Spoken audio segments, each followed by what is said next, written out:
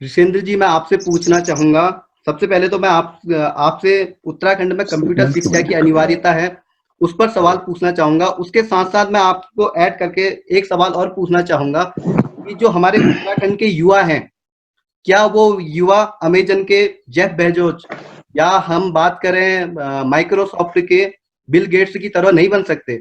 अगर बन सकते हैं, तो बिना कंप्यूटर शिक्षा के वो कैसे बनेंगे? जी, ऋषेंद्र जी। संतोष जी, बहुत-बहुत आभार कि आपने मुझे इस डिबेट में इन्वॉल्व किया। जी, और एक बहुत ज्वलंत मुद्दा है, बहुत बर्निंग इश्यू है कि उत्तराखंड में कंप्यूटर शिक्षा की अनिवार्यता। पुनीत जी से मेरी एक बार पहले भी बात हुई थी। उन्होंने इस विषय पे जब भी आंदोलन किया तो मैंने वो ज़रूर कहा कि ये बहुत एक ऐसा इश्यू है जो इश्यू आने वाले समय में हमारी पीढ़ी को आगे ले जाएगा। अगर मैं बात करूँ कंप्यूटर की तो सबसे पहले जो पुणे में शायद 1990 में कंप्यूटर हमारा इंडिया में आया था और उसका नाम था परम 8000। और उस समय से अगर हम उसकी अनिवार्यता को देखें तो राजीव गांधी जी जो इसकी मैं कहूँगा कि जनक हैं, जो टेलीकॉम रिवॉल्यूशन लाए थे, उसके चलते हमारे देश में हमने बहुत चीज़ों में प्रगति पाई। और आज हम देख रहे हैं कि हमारे हाथ में शायद जिससे हम अगर यहाँ पे अगर डिबेट में पार्टिसिपेट कर रहे हैं, वो भी कहीं न कहीं एक उसी का निकला हुआ उपक्रम है। और आज अगर उत्तराखंड में हम बात करें, जो आपने युवाओं की बात की, तो मैं कहना चाहूँगा कि हमारा जो उत्तराखंड है, यहाँ की माताओं ने बहुत हमारे ऐसे लालों को जन्मा है, जिन्होंने हर क्षेत्र में, वो खेल का क्षेत्र हो, स्वास्थ्य का क्षेत्र हो, शिक्षा का क्षेत्र हो या मैं कहूँ कंप्यूटर का क्षेत्र भी हो, तमाम हमारी माताओं ने ऐसे लालों को जना है जिन्होंने हमारे क्षेत्र के नाम को राष्ट्रीय पटल पे रखा है, अंतरराष्ट्रीय पटल पे रखा है। और आज जब बात हम माइक्रोसॉफ्ट की करें या अमेज़न की करें या हम किसी भी ऐसी कंपनी के एक युवा सीईओ की करें, तो मेरे मन में ज़रूर ये प्रश्न उठता है कि क्या हमारे उत्तराखंड में युवाओं में कमी है? और मेरे को ये कहने होते बिल्कुल भी झिझक नहीं है कि हमारे उत्तराखंड के युवाओं में बहुत काबिलियत है, पर जो एक हर समय एक हमारे सामने प्रश्न आता है, एक प्रश्न कि क्या उत्तराखंड बने हुए अगर हम कहेंगे कि हमें 20 साल हो चुके हैं, लेकिन क्या हम वास्तविक रूप से उन चीज़ों को पा पाए हैं जिनकी लड़ाई हमारे पूर्वजों ने लड़ी थी? आंदोलन किया गया, प्रदेश मिला, लेकिन आज भी प्रदेश में वो मूलभूत चीज़ें नहीं हैं।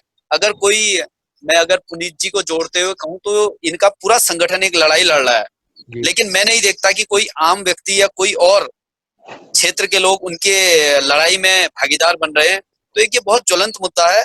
और जहाँ तक बात है आज उत्तराखंड की, तो मैं बिल्कुल डंके की चोट पे कहना चाहूँगा कि कंप्यूटर शिक्षा बहुत अनिवार्य है। अगर मैं पिथौरागढ़ में रह रहा हूँ, पिथौरागढ़ एक सीमांत जिला है, यहाँ ज़रूर हमारे यहाँ नेटवर्क की कमी है, तो हमने एक इश्यू ये भी रखना होगा। अगर हम कंप्यूटर की शिक्षा की बात करते हैं, तो नेटवर्क इश्यू की बात भी हमने करनी पड़ेगी।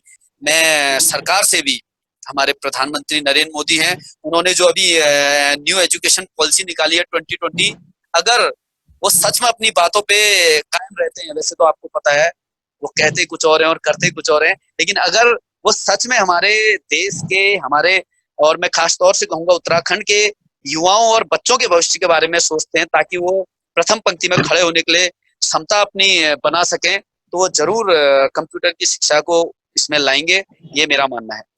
जितेंद्र जी, आपकी बात पर एक सवाल खड़ा होता है कि जैसे हमें पता है कि उत्तराखंड बने 20 साल हो गए हैं। 20 साल में सरकारें बदलते रही हैं।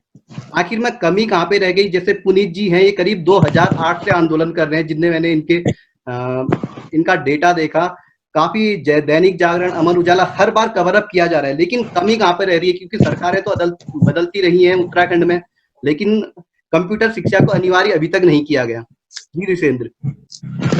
आप बहुत सही बात कर रहे हैं, मैं इस बात को बिल्कुल नकार नहीं रहा हूँ, लेकिन मेरा फिर से कहना यही है कि हम जितने भी जो लोग हैं, केवल पुनीत जी अकेले लड़ाई लड़ें और हम उसको जीत लें, विजय प्राप्त कर लें, ये संभव नहीं है।